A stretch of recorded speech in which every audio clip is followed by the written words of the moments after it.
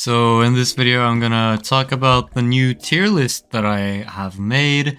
It's basically the same tier list like before, but I've just added the new two characters, so Yor and Tanjiro with the sun breathing. I'm going to talk about why I've placed them there, how good they are, and if you want to see in-depth details on like actually how they perform compared to other characters, you can see that in my other videos that I made specifically about Yor and Tanjiro. But in this video I'm just going to talk about why I've placed them where I have in the tier lists. Yeah, before I actually talk about the placements, if you want to know all other characters in the tier list, then check my other videos on that, because in this video I'm just going to be covering the new characters.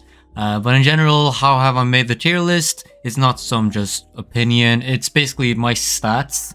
I have a spreadsheet here with a lot of information, as you can see, of basically all the characters that I've rated. If I haven't gotten information about the character, I haven't put them in the tier list. That's why, for example, I don't have a few characters here. But yeah, that's how I've been making my tier list. And if you want to know all other characters, check that out. But for now, in this video, I'm just going to be rating Yor and Tanjiro. So let's just speak where I've placed them and why I have. Alright, so if we start off by looking at Tanjiro. So in my spreadsheet, he is the 18th best in raid and the 33rd best in dimensions.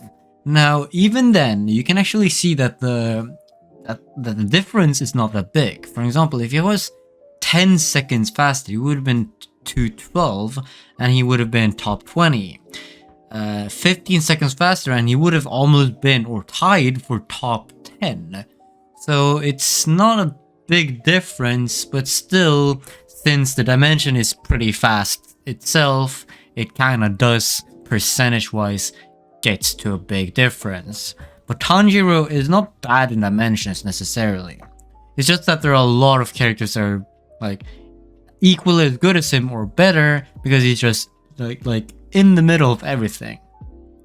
One problem that he has, which a lot of characters actually have, is that he cannot one-shot all the enemies all of the time, which makes it so you actually have to use two sets of moves to actually kill an enemy. Now, there are also other problems with him in dimensions, but yeah, he's not the best in dimensions. And when it comes to raids, he's actually pretty good with Kurumi. When he uses Kurumi, he can actually have a pretty huge damage buff while using his fourth and then using a lot of abilities. This makes him pretty good in raids, but still only top 20. And without Kurumi, I do think that he would be like maybe a top 25 character at best. And he also does have a dash move, so which is inconsistent, so it's not always the best. So in general, Tanjiro is mid at best. He's not really that good, so that's why I put him in C tier and also low C tier. Compared to other characters, he's next to Denji, Eren, Gojo Infinite, and Gear 5 Luffy with the Awakening. Why? Well, he is slightly better than Denji and Eren in raids, but worse than them in dimensions. But I just felt like his assist weighs a bit more, because his assist is actually really good, and raid is a bit more important. Tanjiro is also worse than Gojo Infinite in raid, so the same reasoning, I just put him there.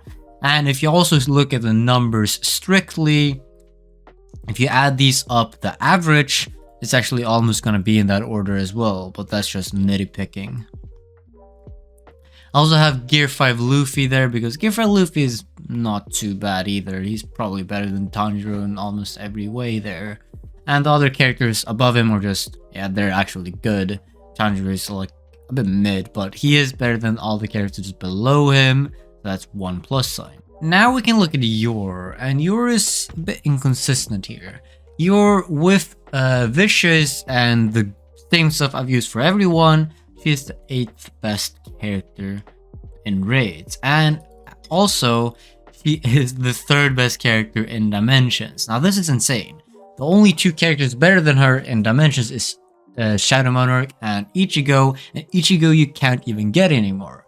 So if you can't buy Shadow Monarch or you can't grind 4 months for Shadow Monarch, Yor is your second best bet. It does suck that she's also limited and she's also a Roblox character, but yeah, she's actually the cheapest option you have for a very good dimension clear right now, or for the top 3. So she's really good.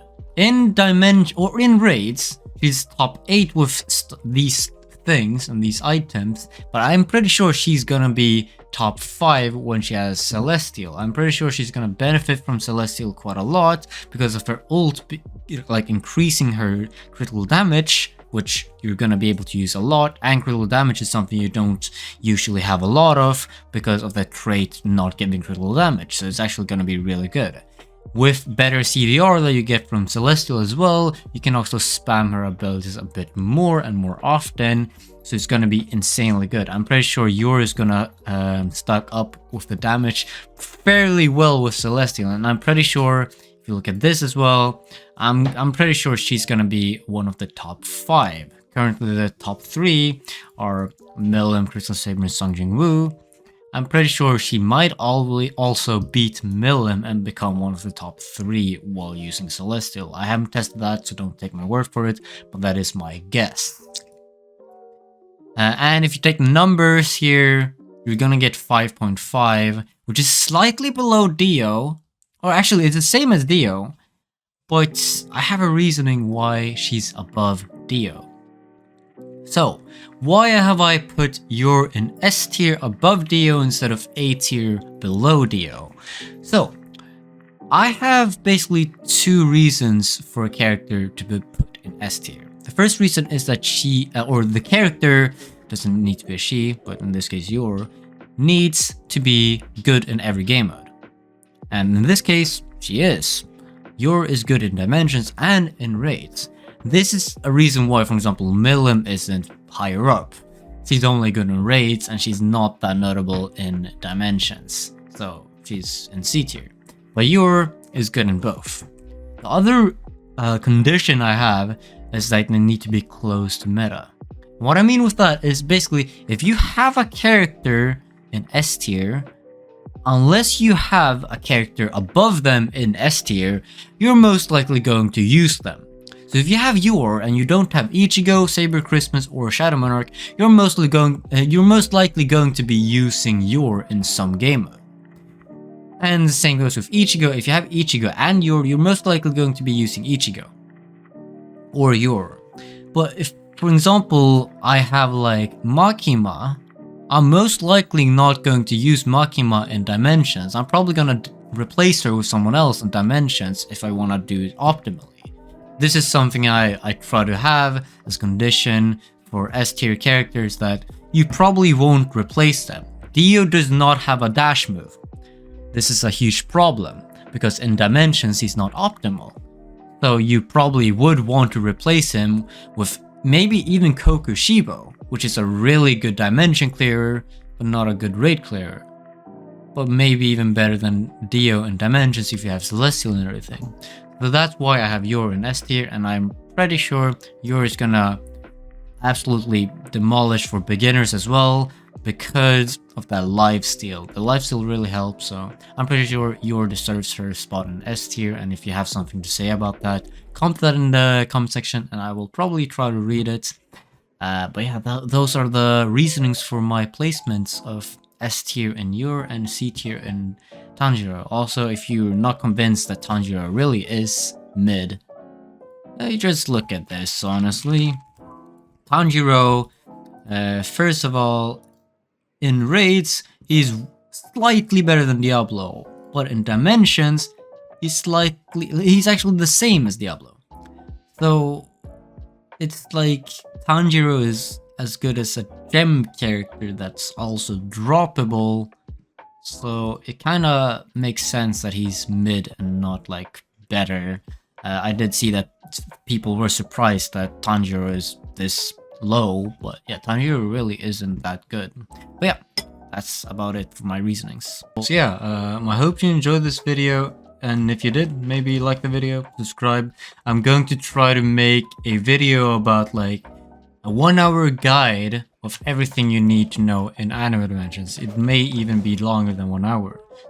Basically everything you need to know about the game in one video, both beginners, those who are just starting out, and those who have been playing for a while, and those who literally unlocked everything, for example like me. Everyone will probably find something there that's useful, so I'm gonna try to get a video like that. It's gonna take a while for me to make it. I'm also gonna try to make an iceberg video, an 80 iceberg. But yeah, I hope you enjoy this video, and see you in the next one.